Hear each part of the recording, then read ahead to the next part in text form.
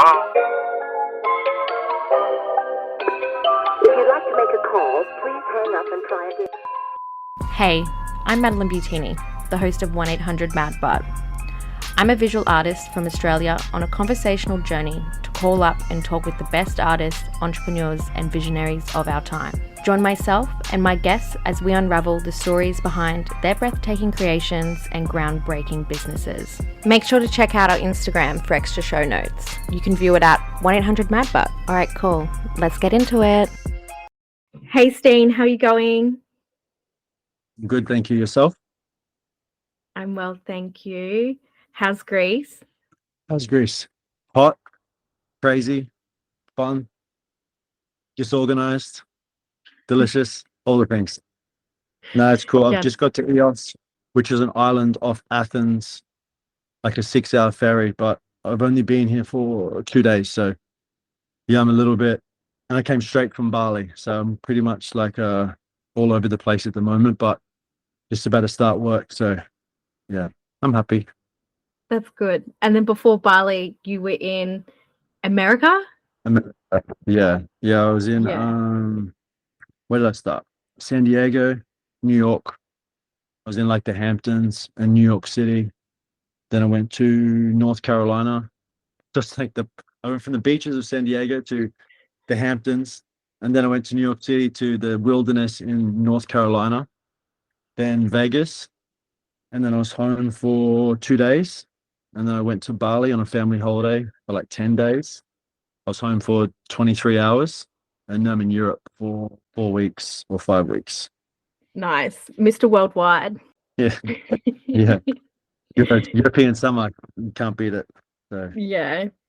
Cool. So let's just jump straight into it. So tell us who you are and what you do. my name's Steen Jones. I'm an artist. I live in Brisbane.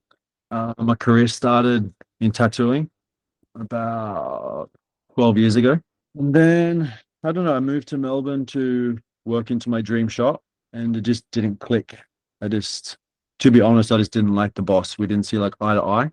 And then it kind of put me in this weird place, which looking back was the best thing that ever happened, because, what I thought was my life or the way was everything I wanted, it changed, and it was hard in the beginning because I went from tattooing and then I left. But what it did was it introduced me to like street art and graffiti. So coming from Brisbane, there wasn't like much graffiti or much culture there. So I wasn't really exposed to it. But when I was in Melbourne, I was living in Fitzroy. And for those that don't know, it's a very, active graffiti and street art area and a really big scene.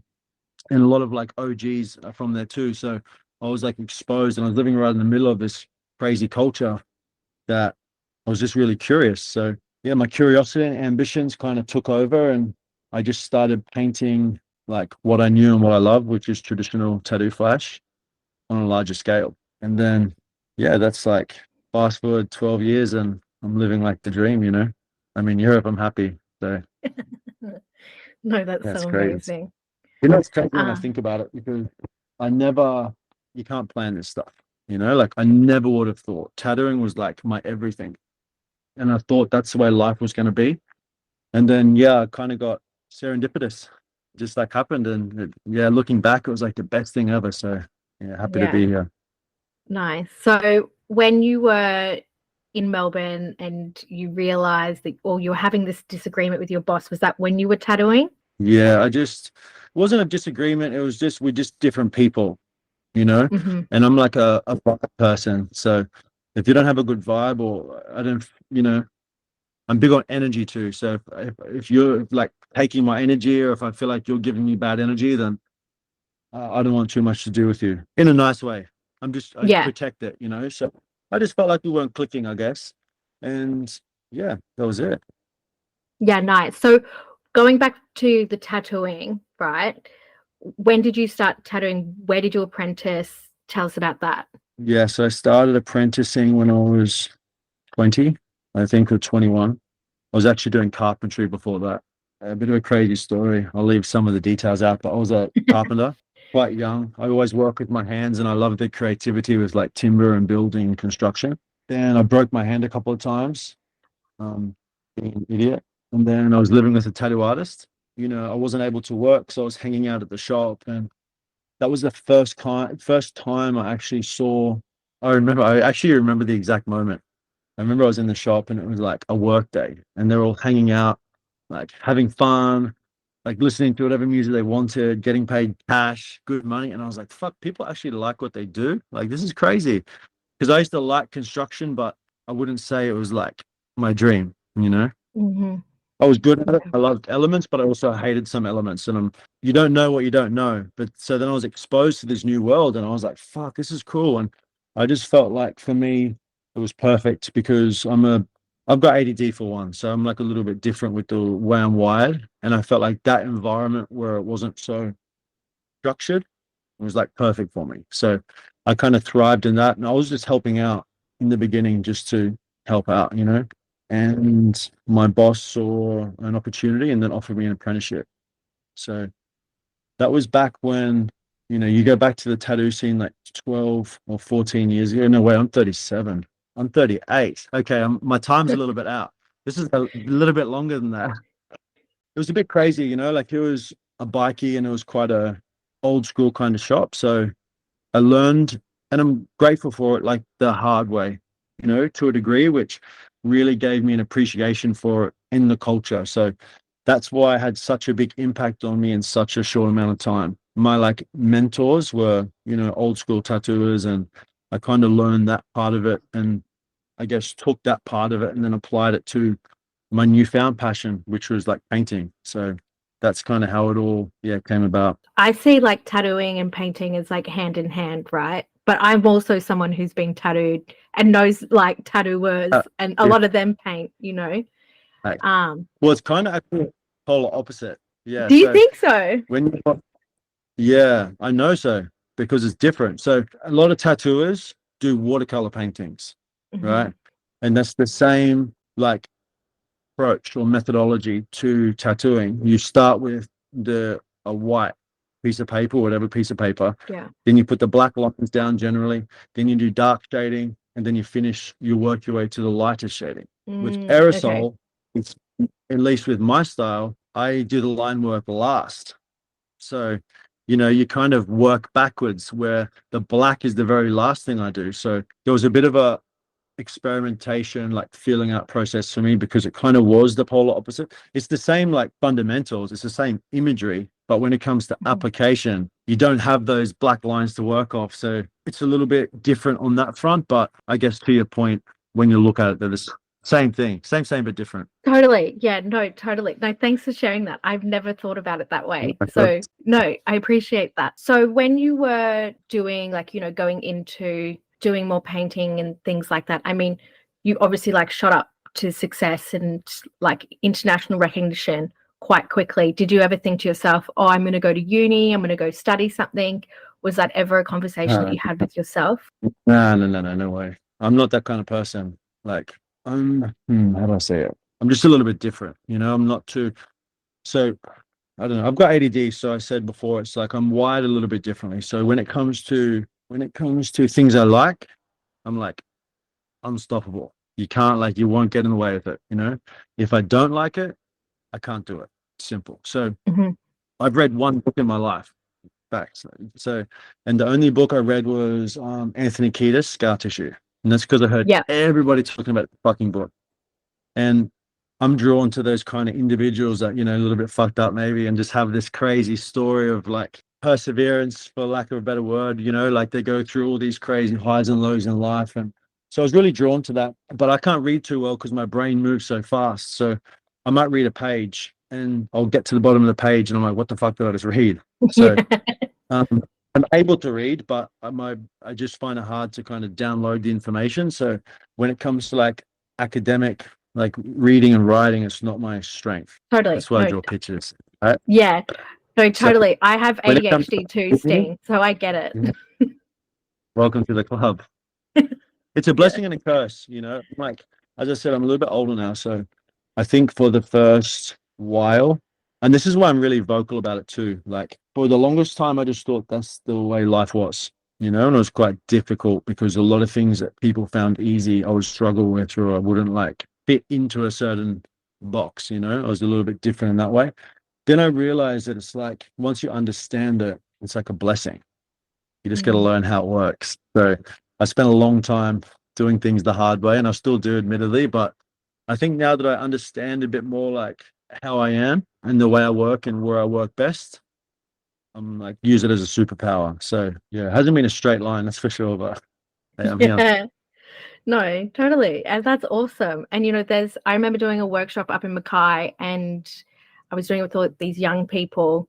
And I was like, I have ADHD, so you can kind of collage whatever way you want. It doesn't really matter. Like some days I do it differently to other days. And this little kid was like, I have ADHD too. And I was like, hell yeah, this is our Yeah, superpower. Like, get in there. I no, honestly think like, people seem to think that there's like one way of success, and now we're starting to see it like branch out in different ways, which is nice. yeah. And I think you just have to look back in like history to see that, you know, there's like a lot of, well, it depends what your like definition of success is for one, Hmm. right? But I think like where there's a will, there's a way. It's so cliche, but I really think it is. Like I'm not I didn't go to art school. I didn't really draw too much as a kid. I didn't have this background, you know. So when people say, "Oh, I can't draw," I'm like, "Fuck, neither can I." I'm just good at what I do because I just focus on that, you know. If you try and do Hmm. everything, you're like not good at anything. But I think that's kind of the key. Ironically, that's kind of the biggest one of the biggest flaws of ADHD, as we're saying, is like it's hard to somehow stay focused on some things. So I think, yeah, the key to like success, at least in my eyes, is just kind of finding that sweet spot or the thing you like and just apply yourself to it. So I think that's probably my how I got here. Yeah, So yeah, no see. uni, no school. I couldn't leave school fast enough, and I'm never going to go back. I don't usually say never, but yeah, that's not for me.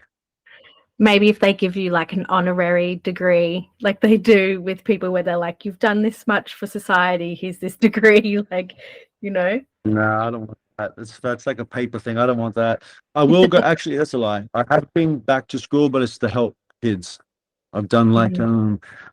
like I'm quite passionate about that. Like as I said in the when I was tailoring when I was younger, it was a little bit it's quite different, you know, in a bit Mhm. of trouble and just not quite different to who I am now. So I look back and I didn't really have that direction, you know, or guidance. So I'm quite big on trying to help people because I feel like, you know, I'm proud of where I'm at and what I've done, but it hasn't been easy, you know, and I've done things the hard way many times and I just try and help. Well, I think it's necessary to like struggle to a degree. It's like it's also unnecessary. So I'm quite big on trying to help people, including like emerging artists. So I have been back, and that's the only way I'll go back to a school is with like helping kids or, you know, helping young teens.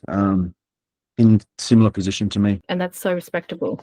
That's awesome. Going back to your art style, where did the little skull come from? That is your, I guess, trademark? Yeah, you're the first person to ask that, which is kind of crazy in hindsight. But I remember exactly when I did it, and it's like ties back into everything I just said.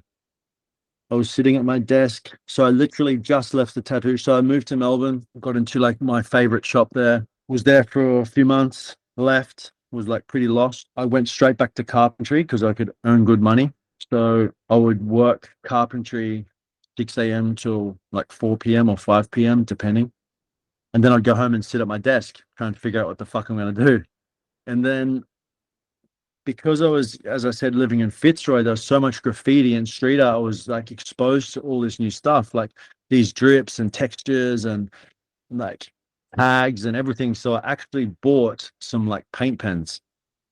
And I remember I sat at my desk and I was just playing it because I've never used them. I was playing around with it, and the skull was what I was drawing. And that was because they were like a mop pen. It was just fun to draw with and something I could kind of do. And I didn't mean to do it. I don't know. The skull came from, if we're going to go like back, there's like a Big L song. It has these lyrics like, "You can't kill me. I was born dead." That kind of stuck with me for some reason.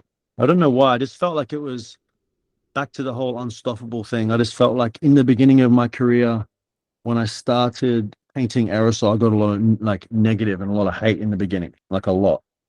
Because the tattoo industry, you know, I was like a young tattooer, but I also was doing something different. And then I felt like the graffiti people weren't too fond of it, or some. This is some, you know. Some people Hmm. were like really, many of like my idols were, but there was also a lot of backlash. So the Hmm. tattooers didn't like it. I wasn't the best artist, and I was doing things different and marketing it and stuff like this. I felt like the graffiti people didn't really like it because I'm a street artist for one, and there's that kind of thing. And then I was painting and I didn't come from the industry, like that lifestyle and that culture. And then so yeah, it was a bit of a weird thing. So I got like a bit of backlash in the beginning, and I don't know, that lyric just stuck with me. I was like, fuck them, like with or without you, I'm gonna do what I want, which is very reflective of my attitude back then. So the skull was, yeah, I don't know, I just felt like you can't kill something that's already dead, and it just tied in. And I always like wrote unstoppable as well, which might sound cute, but that was just for me. I just wanted to like remind myself, like with or without these people, I was just gonna do what I did. And then over the years the skull just stuck, you know. And then yeah, I don't know, it's just like a thing, just happened. Yeah. Yeah. I love it. Yeah, It's but I so like it. cute. Yeah. I think Yeah. it's so, because whenever I see it, I'm You like, know oh, what it's I am Steen. for. Yeah, Oh, yeah. I'm No, but sorry. that's cool. That means a lot. No, no, no. That means a lot to me, because the thing is too, it's like when I did it, like as I said, when I first actually did it, I was sitting at a desk, like doing it really fast. Like I guess maybe I was trying to come up with a tag or something. I don't fucking know. But I remember I did it so fast, and then I was trying to do it better and better and better. And then I went digging under my desk where like all the scraps, and I found like one of the first ones I did, and then that was it. For some reason, I like trademarked it as well. Like really, oh, I worked with a lawyer. That's right. I did a trade. So then I trademarked it. So then it became like an official thing, which is why I called it trademark skull. Would turn out to be a really good thing because people like stole it and used it. So I got paid for What? it. Yeah, Tell me about yeah, yeah. that. As an artist, people who shall remain nameless and companies, Yeah. they just like try and take stuff. You know, the artist always gets drafted. So I did a trade with a lawyer like quite early on for like IP work. So yeah, I Mhm. licensed my stuff. And I did a couple of collaborations, which they wanted to use my skull, which was cool. And I would always like use it hidden within my work or a part of my work. So then people were using or stealing that work, and my skull was in it. But because I had it, like, because I was lawyered up, I was like, fuck you. This is like, and I was like a budding artist too, right? So I was working really hard, and I'm like airlines or hotels or big car companies would use it. But I had a lawyer. So I was, fuck you guys. So yeah, I got paid out of it. Then I got introduced to the intellectual property side of the like side of things, and also the kind of corporate world. So Mhm. again, that was like another, I wouldn't say hard lesson, but it was like an introduction into this kind of side of it, which, you know, looking back was the best thing that could happen. You know, you fast forward, and I know how to navigate these situations. So yeah, I've been in a few like scenarios along the way where, you know, I had to use the lawyer, but I learned. So yeah, the scale's being used like crazy. Yeah, yeah. Even thinking about it trips me out. Like it's being used in the craziest places for so many like cool brands. And the more like the further I go in my career, the more protective I am of it now. But it's got more value to me. It's like me, it's like you said, you see it and you know it's me. So to me, it's like important. I can't just put that with anyone despite the money. So now it's a lot more valuable, and I'm a lot more protective of it, and a lot more selective of it. So I love those progression. rings that you did with the skull on it. There you go. Yeah, yeah, I they were thought they were cool. cool. That was another thing. I didn't think any, I don't know. People just ask for stuff. I'm like, all right, cool, let's do it. One of my friends is like a good jeweler, actually an amazing jeweler, Broken Lock, who's from Melbourne. So we did like these beautiful handmade sterling silver rings. Cool as fuck. And yeah, they were epic. I actually got like a really nice silver pinky ring. I wanted a pinky ring, Yeah. and I had a gold like teeth, and I lost it like a month later. Oh So if no. someone's listening, right. What or who keeps you influenced, keeps you going, keeps you just like, because you have such an Myself. amazing drive. Yeah, okay, yourself. Thank you. Yeah, I don't, this never lands well, but fuck it. I'll just say how it is. Like, I don't really look at artists for inspiration, you know? I look at martial artists. That's like what my life revolves around, like martial arts. Like I said, I like creativity. So I like carpentry. I love cooking. I love martial arts, you know, like a lot of different disciplines. And, you know, which is ironic because I don't like discipline and I'm not wired that way. But I also love their discipline and like the respect and the hard work. And it's also like a one person sport, you know. So you can say and do what you want, but skills pay the bills, you know. That's what Mhm. it comes down to. You can Yeah. talk or do whatever, but if you don't perform, it's like game over. Pretty much every fighter, martial artist loses. There's like a very, very, very like less than 0.01%. A part of this journey, which they dedicate their entire life to and sacrifice everything and prioritize, they also have to endure like a loss, you know, pick yourself up, go back to the gym, train, even physical pain, you're putting yourself through like hard times. And I don't know, I just feel like my life's been like that.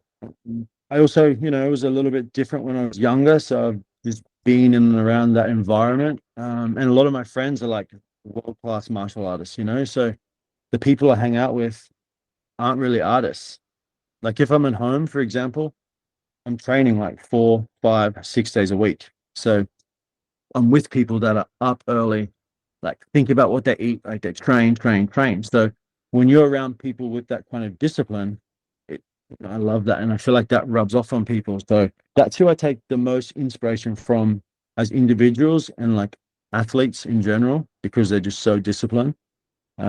That said, there is artists, like artists that I really like, or um, based off like their style or something might catch me, or I know technically they're really, really good at that. Um, but when it comes to the first people I think of is martial artists. I Hmm. just like doing art. So I just, I feel like life's about bringing, well, it could be about, if it's not, I think is like bringing all your favorite things together and somehow monetizing it. So, I mean, martial arts, travel, yeah, Yeah. art, yeah, Yes, sick. No, that's incredible. And I do have some questions here about your mind and body because you are so disciplined, like you said. And it's so interesting, I guess, to hear that in the past, maybe, not to say you didn't have that discipline, but, you struggled with ADD, like you said. And I'm just curious, apart from exercise, what does your self-care routine look like? that's it. I wake up. Sick. I've got a daughter now, so this is actually, I need to like update my thoughts here, because it used to be wake up, work. I worked 7 days a week, you know, Mhm. drunk, high, sober, hungover, it didn't matter. I had just work, and I feel like for me that was like the best self care, because if I'm not moving forward, I feel like I'm sinking, or I'm not doing good. I'm not in a good place, and I feel like most people are like this. I just think most people, I don't know, most people just are kind of happy with feeling a certain kind of way, or accepting that's the way it is. And I used to be like this. I used to think this is the way I am. This is life. Fucking who cares? Whatever. Now I'm like, want to take responsibility. And now I've got a daughter. I definitely think about life a lot differently. And I also think about myself and thinking about like longevity and being responsible and potentially growing up at some point. But at the moment, I try and, I don't drink. I used to drink and like party a lot, travel and do all that, which was cool. But now it's more so when I'm away. So, for example, when I was in America, I was away for like however long, and I had 2 days off, and I was working like 16, 18-hour days, like nonstop. Europe, same. That's just how I work. I wake up literally and I'll go straight to work, and I'll work all day. I won't stop for food usually. I might have a snack, drink water, and just work into the night or until I can't paint anymore. That's my sweet spot. I feel like if I don't do that, my mind wanders, or I don't feel like I'm moving forward, or I'm not, making the most of the opportunity. So I think that's probably the best thing. However, now I've got a little one, I value sleep a lot more, just because you don't get it as much. Mm. Nutrition's important too, because I'm always making sure like she's really well fed and looked after. So I feel like that's like a really good natural thing for me. But staying away from drinking and partying, that's probably the biggest thing, to be honest. I Yeah. think I think that's like everyone's. You can dance around it all you want, but I don't think there's like I think that's probably the biggest thing to avoid, um because it brings me down. It's like time and a place, and it's also like I've never taken a hungover day off in my life. Fact. Like Really? never.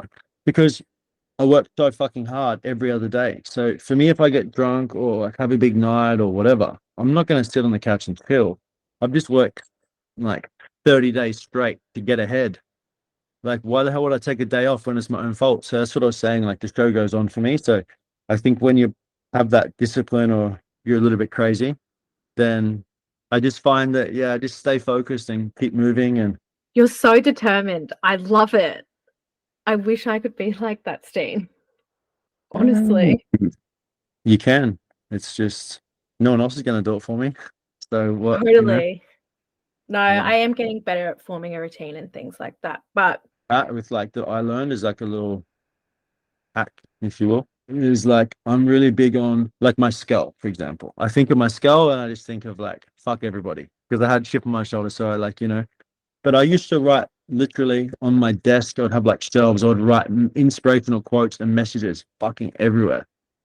And I saw this because a lot of like fighters, they'll write like on their bottles or before they go out, they'll like say things, or in the gym, they'll have quotes like boxing gyms and stuff. And I just realized that that's like such a good thing because it's in front of you. So you're constantly absorbing it. So I would, or even when I'm working, I don't listen to music too much anymore. It's always podcasts or interviews of athletes because it's telling me the things that I hear. So if I'm not feeling good or if I'm hungover and I want, like, perfect example, my last day in Athens, we went out with a friend of mine, had a huge night. I had 3 hours sleep and I walked 20 Ks, went to like the craziest mission, went to the Aquapolis, like everywhere. Cause I was like, I've got one day here. It's my fucking fault. I'm hungover. Like push on. And the day went by and I'm happy. I did what I wanted to do. But if I didn't, I would like regret that. And my friend who's like 24, young as, he was in bed all fucking day. And on the boat over here to Eos, like you're going through the Greek island is beautiful.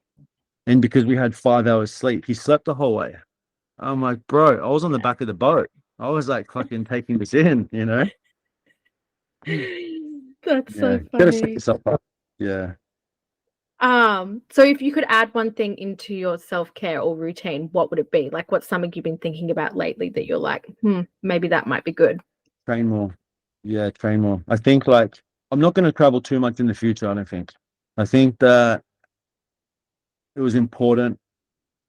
It was important for me to, well, two things: train more and spend more time with my daughter. Like I do spend a lot of time with her. I'm really hands-on, and I like do a lot of cooking, and I do spend a lot of time with her, and I love that. But I also think that it goes fast. I know that it goes Mhm. fast. I don't want to be the dad that's like always working and not around because I had that. We didn't grow up like too.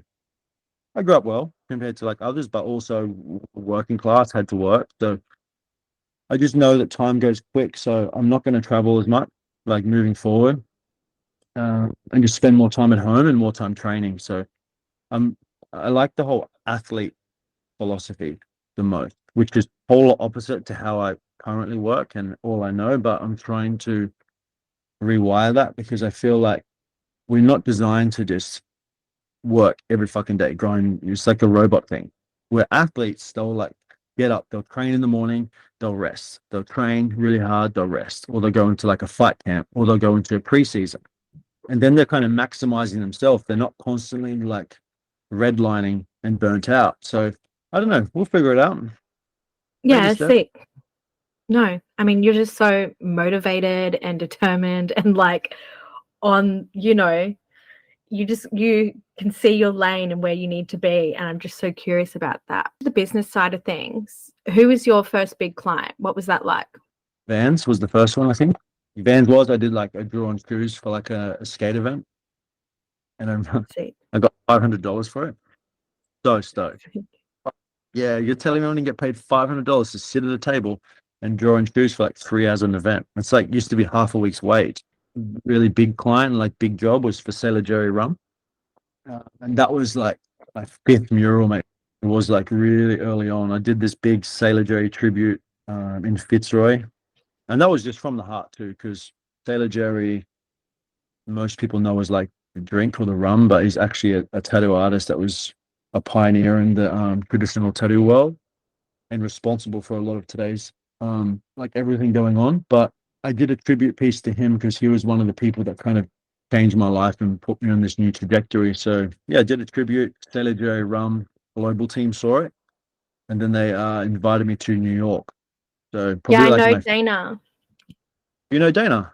Yeah, I was talking to Dana in New York about you. She's cool. Shout out Dana. Yeah, How good. I yeah, actually yeah. I was in San Diego, not this trip, last trip, so 2 months ago or something. She came and saw me in San Diego with Buff Monster, her partner. Yeah, So sick.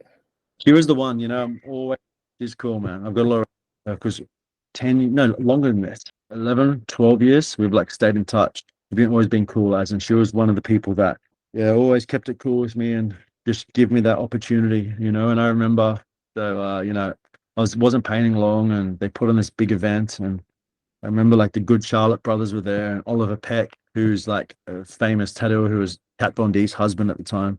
Crazy, like a lot of New York celebrities, and they were coming to like, yeah, my event. And I was like, what the fuck? Who do these people think I am? I'm like just this kid. And yeah, they made me feel really welcome. And it was my first time to New York. So that was like a really big, pivotal like moment in my career, which kind of turned into a really successful and fun partnership with Celajo Rum, which we worked together for a long time, like all over the world, Portugal, Finland, London, all over Australia, New Zealand. So yeah, that was for sure my first and biggest like partnership. Yeah, nice. Still, that's incredible though. And $500 back then. Thanks, man. And I was like, couldn't believe it. What was a challenge that you faced and how did you overcome it? So you've spoken about uh, people kind of giving you this like cold shoulder. Apart from that, what was another challenge that you faced as like an emerging artist and how did you overcome it? Like personally or in general? Because the cold shoulder thing, I think, is a generalized. You're a creative Mm-hmm. yourself, it fucking rules, and all these, it's like weird little uh things. I think like boundaries and roadblocks in the art world. But I think that cold shoulder one seems to be fairly generic to a lot of people. I hear a lot about this with other people or people trying to or behind Yeah, closed doors. Yeah. yeah, dig Yeah. deeper into that then. So, No, how did that I don't really see a point to it because I don't even know. I don't understand it. Like I don't understand that mentality, so I don't even know how to comment on it. Like Oh, okay. I just remember when I started, I knew people that liked the same thing as me. I never met them, didn't even know their fucking names, and they had a problem Mhm. with me. And I was like, I don't understand you. But do you know You what know? that is, Steen? That's called jealousy. Yeah, yeah, I know what that is, but I just can't relate to that. So I can't talk about it. Yeah. I don't know. I don't. I've never felt that way about anyone. I'm like happy for people. That's why I'm like I Yeah. try and. I'm like, why? If you think that if your mentality is that there's not enough for everyone, or that you're so hooked up on watching other people, you've already lost. Like that's not how you Hmm. win. Not a good way to live. You're never going to be fucking happy.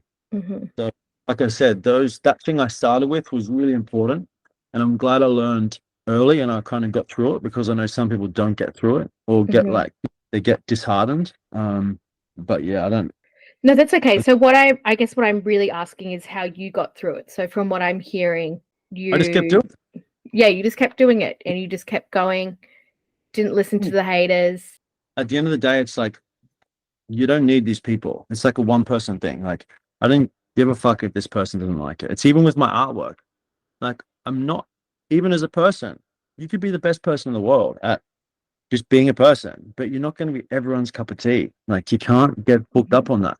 So why would I care what fucking Billy from Melbourne thinks about my artwork? I couldn't care less. He's not paying my Mhm. bills.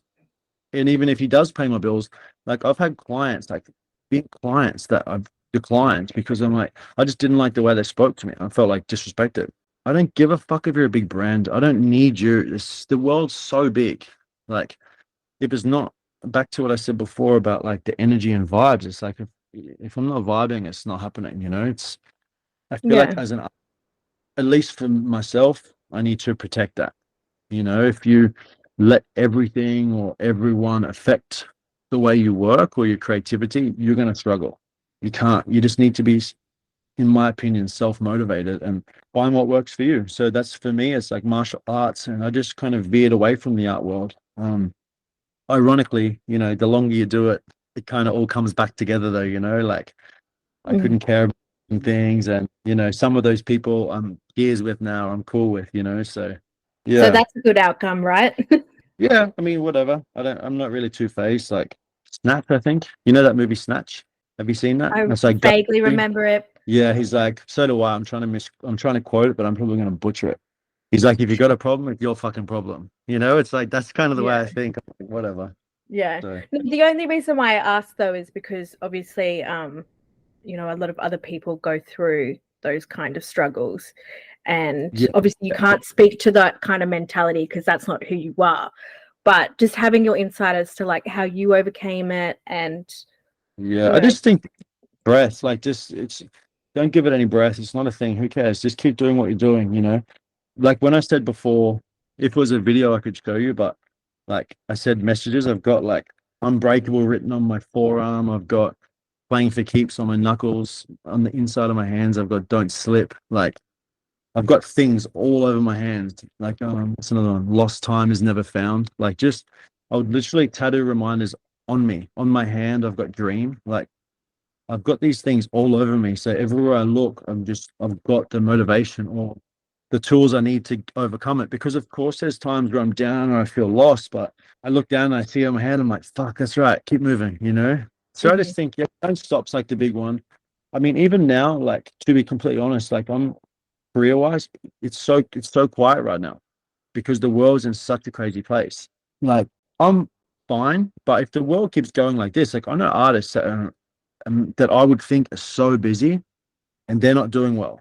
I know this. I'm yeah. just lucky. I've got a lot of work. Like, you know, I'm good with money. I save. I don't live like too crazy. I'm always saving. I'm always like investing and trying to be like smart with it, play a long game. But, you know, I know a lot of artists that aren't in that position that live week to week. And as soon as things get hard, they start to like question everything. I've been there too. You just got to keep moving, you know? I actually just shared something on Instagram the other day about it. Like, if you need to get a job that's not your passion to fund your passion, do it. Like, just don't stop. Whatever it is that makes you happy, don't stop doing it. You might have Mhm. to reduce it. You might have to. Sorry, it's people walking past. It's okay. I'm sitting in a courtyard of a bar for anyone listening in the mountains of here. So it's like 12:30, and I still feel like 95% of people are asleep. It's so crazy. Um, yeah, I think don't stop, you know, with the highs and the lows, you know, it's you just got to remain consistent. You would know this yourself. 100%. Like, Yeah, no, I work part-time yeah, because I was just over the hustle. I obviously needed to take a mental health break a couple of years ago. I too also have things tattooed on me. Like I have one there you that go. says make better choices because I There we seem go. to have made really bad choices for a really Yeah, long yeah, time. yeah. I also have one which is the best part of you is hidden, and it's this There we tiny go. little one that Fingers did. And I have another that says heartbreaker, but that was before I got into in a relationship with my boyfriend. The same, you know, like this, I think is the big thing. We're all the same fucking people.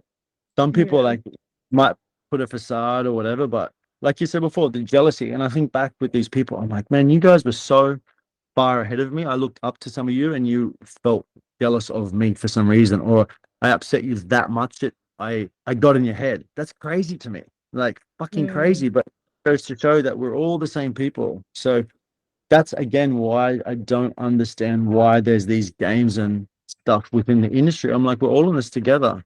Doesn't that like shouldn't we all come together? But hey, fuck it, I can't Yeah. control the world. No, totally. So going on to this discussion about cost of living, right? I have also had a lot of friends from around the world who are artists be like, I'm not getting any work, galleries are Brutal. dropping like Yeah, flies.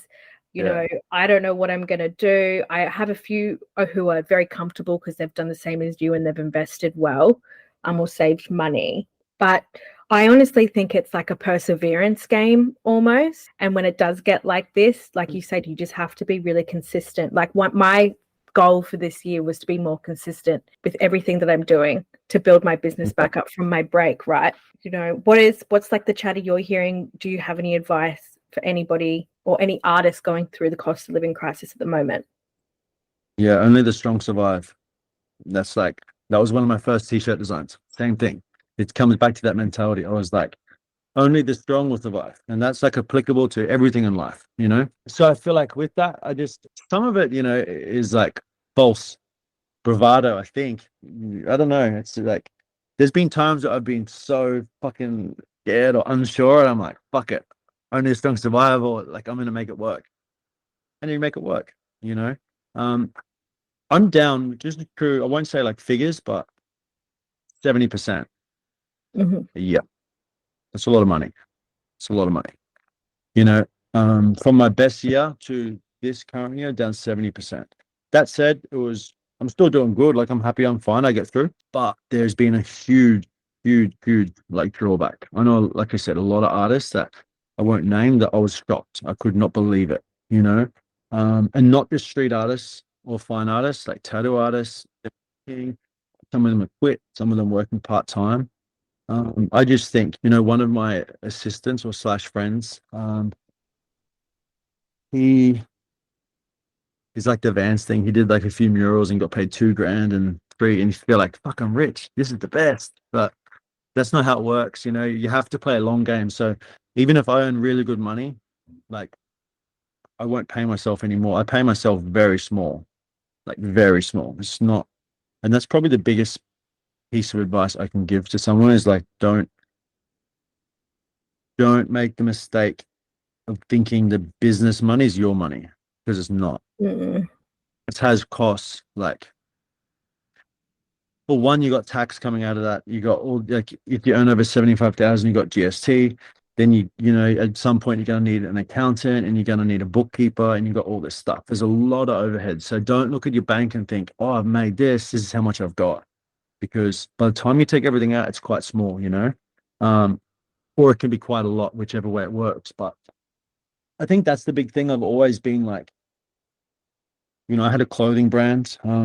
We did really well for a long time. So I've had like really good wins and big losses. This is like business. And I've always been quite entrepreneurial. So I had multiple businesses. I had, you know, at one point, like 40 staff working for me across everything, whilst traveling, whilst creating, which is pretty like ruthless. But that would probably be one of the bigger things. Like when COVID started, like hit, for example, I was living in Barcelona and I messaged, like, called my staff back home and I said, don't worry about your jobs. No one's like getting fired or nothing. It's all good because I prepare for this stuff. It's like it's like I just save, you know, and as I said, I don't spend much money. I always kind of prepare for the worst, hope for the best, prepare for the worst.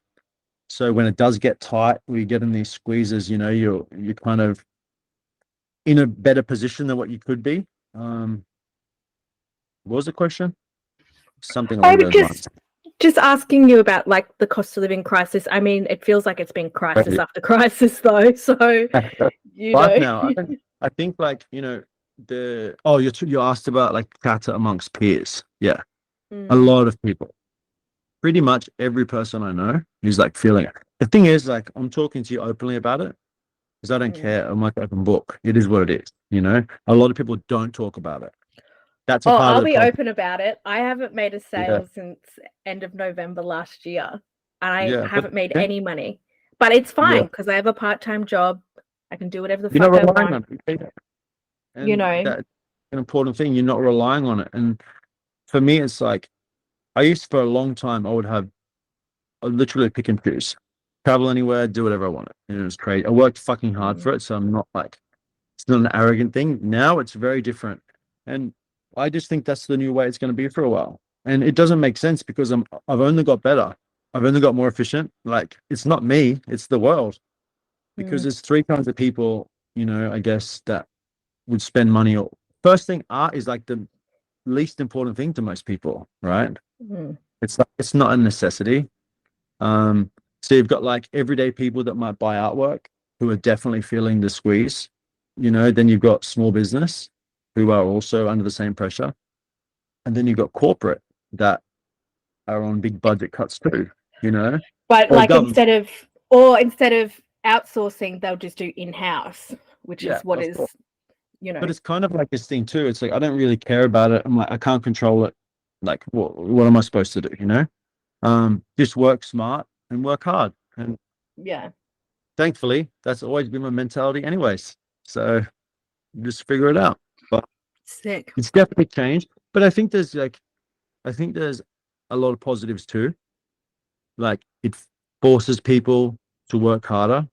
You know, it Mm, might start like it might inspire you to try something new. It might inspire like a new business idea. It might, might just put that flame under you. It's like it's a good thing. I think people need this. If like there's like a 50 Cent lyric, joy wouldn't feel so good if it wasn't for pain.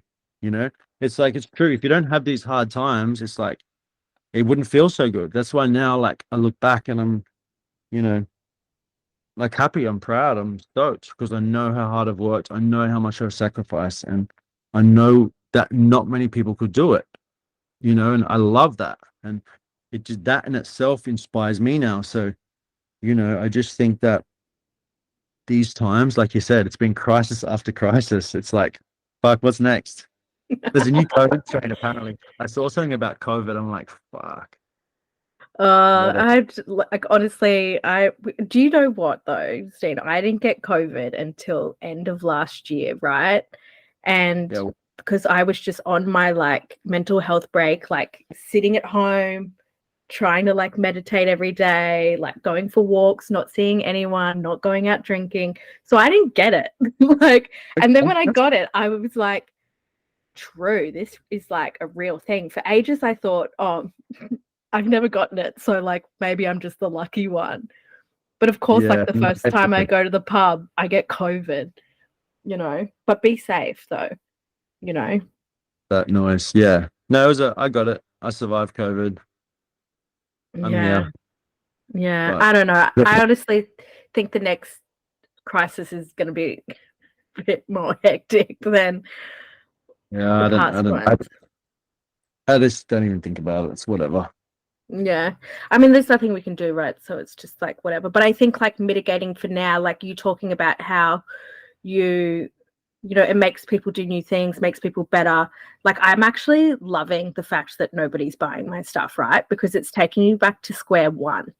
Like Humbles you, and humbling is like this is why I love martial totally. art. It's like I get my ass kicked not every day, but a lot of days in the gym. And it's like I love that. It's like humbling, and there's kids that are like 16 years old that can choke me out. And I'm like, that's humbling. I'm 6'8". And Yeah, it's like there's a little kid and that's martial arts. There's no like, I mean, there is a best, but it's just a forever journey, and it's full of getting humbled. Even the best get humbled, and I think that's a good. I really feel like it's a good thing. Like I oh really do. dude, I like have made like all these different strategies, right, There we for my go. Yeah, business. yeah, And I'll send you them actually. This is like a big boy like one.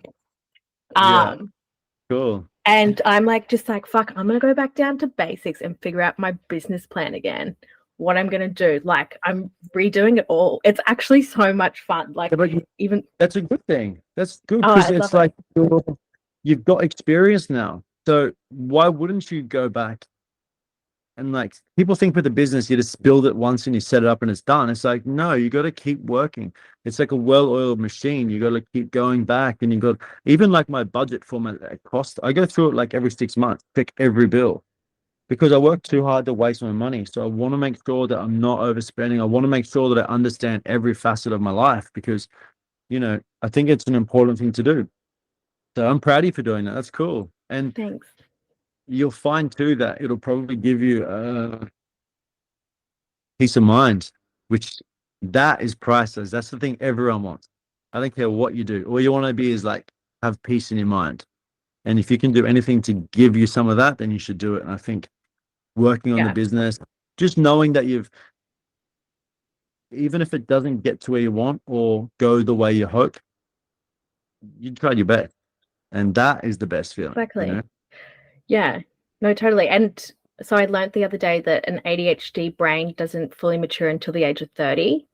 And so I was like, that makes total sense for me. Like now Yeah. like you said, Still I've got this mature. Yeah. experience. Pardon? Yeah. You 30? Yeah, I turned 30 last year. So Okay. Happy it's like, 30th. oh, thanks, T. um, Open from the hill. but now I'm like, oh my God, I've got this like experience from my 20s. What can we do in the 30s? And everyone around me is like freaking out about this cost of living crisis. And yeah, I am too a little bit, like it's not all bliss, but I'm like, fuck, how can we fill that fire? You know what I mean? Yeah, Like, how for can sure. we just keep it going? All right. So, last question about business before we start to wrap it up. Have you ever received any good advice? Because some people give really shit advice. And if so, what was it? Yeah, I have. And I love this too. I don't think he remembers it, but do you know Megs from Melbourne? Like Maybe. House of Megs is his Instagram. He's from like Everfresh crew. He's an OG and a really good guy, you know. And when I said I lived in Fitzroy, I remember I was at this event and I met him. He was like one of the people that I really like his artwork. And he was like one of the OG, like Melbourne and Australia, like graffiti street art. And I met him and for some fucking reason he wanted to paint a wall with me. So we painted a wall together. And I was like so young in my and it's like embarrassing now, but it's funny. I was like so nervous because I'm like, man, this guy's like someone I look up to and I really loved his stuff. And he was like so established back then. He would have like videos with like interviews and like everything I wanted. And I remember there was like this moment where we were painting and I was going to freehand it because when coming from tattooing back then, it was all about drawing it. No iPads, no nothing. You had to like do it the old school way. So I didn't even know you could project. And he's like, fuck that, man. We're projecting. It's way faster. And I'm like, fuck, amen. Cool, let's do it. So that was like the first bit of advice because prior to that, I would like try and sketch it out with a can and this it would just take so long. And I had a full-time job. So I was painting like at nighttime and trying to figure out everything. And that just kind of removed one of the barriers to entry. So that was like a really good piece of advice. He just said like, fuck it. Like, who cares what people think? Just project it. Make it easy for you, you know, time's money. The other bit of advice that and I tell this to like everyone that I work with or that will listen is like, we were painting and I was typically overthinking it. He's working like real fast and, you know, and I was like, I think I maybe asked him for like advice or something. And he's like, man, what are you like worried for? Like, what's the worst that can happen? You just paint over it. And that stuck in my head. Like, when I thought about it, I was so hooked on like trying not to make a mistake. And now it's like, who gives a fuck? Like, just do it. And if it doesn't work, just change it. Like, it's not a thing. It's not like permanent. And that's the thing that I like, you know, again, back to tattooing that I didn't realize at the time is it's so permanent. If I paint, I'm painting the whole wall at once. I'm fucking chaotic because my brain works that way. And I don't like I'm just turned up to EOS, no plan whatsoever. I've got paint, no plan because I want to see it. I want to vibe off it. I want to like, you know, roll with it. And that was something that with tattooing I didn't like is that it was so structured. Whereas using aerosol or like street art, there's no structure, there's no rules, you know, and that was a really good piece of advice. It's like, what's the worst that can happen? Like, just Mm. paint over it. I'm sure there's others, but that come to mind first. So let's roll with that. Yeah, Thank nice. That's good. I like it. you. So, wrapping it up now so you can enjoy the beautiful day in Greece. What do you have coming up in 2024 or 2025 that you can share with us? Because I know, you know, you work with some pretty big clients. What's going on for Hmm. you? Um, what's going? I'm actually going to launch a new business. That's the first thing. I'm going to sell one. I'm going to launch another one I really wanted to do. Back to the conversation about like this cost of living, whatever you want to call it, makes you think differently. There's been an idea I've been sitting on for a while. I think it's a really good idea, and I'm quite passionate about it. So I'm going to put a lot of energy into that. Uh, there's also like a kids' toy company that I've got in mind that I've been like dabbling with, doing like plush toys. Super different, but I've got a daughter now, so I think about these things, which I think is cool. And that would have like a charity kind of facet to it, which is also something I'm quite passionate. I've got some cool projects, some cool private commissions. I've got a few really big projects with Jack Daniels, who I work with a lot back home. I've got a trip to New York, I think, again before the year's out. Uh, from Greece, I go to England, and then I go to Scotland.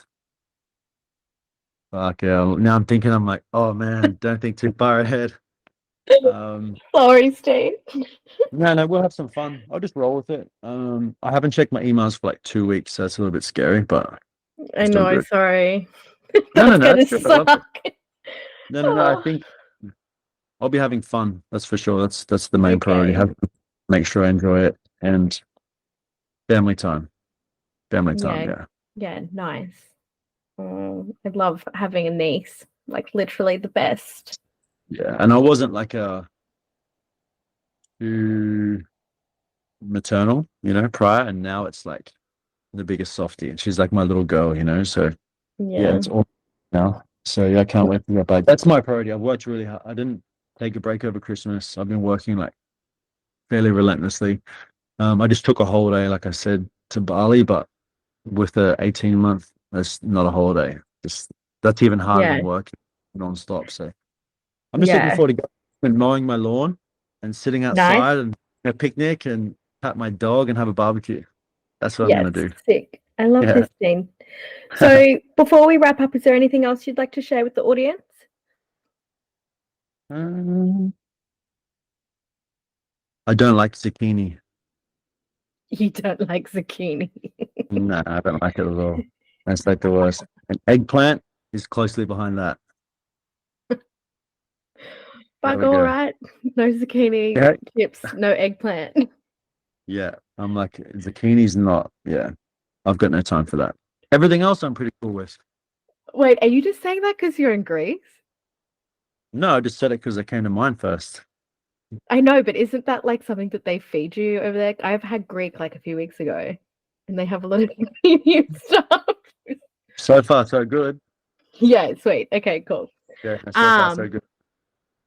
well, thanks so much for chatting, Steen. You're a fucking ledge. If you want to reach out to Steen to book him, I've got his Instagram and I've also got his website down there and whatever social links I could find. So yeah, book him, check him out, follow him on Instagram. Thank you. I appreciate it. And thanks for the opportunity. And yeah, I've been looking forward to it. And it's good to catch up and good to chat. And hopefully someone takes some value from it. And yeah. This episode was recorded on Yuggera and Turrbal land. Sovereignty was never ceded. The episode was produced by myself, Madeline Butini. And if you would like to support 1-800-MAD-BUTT, you can head to my website, madbutt.com.au, or you can also go to our Instagram and follow us there. Of course, we appreciate any reviews, so please leave us one if you love it. And yeah, hope to see you again. Thank you.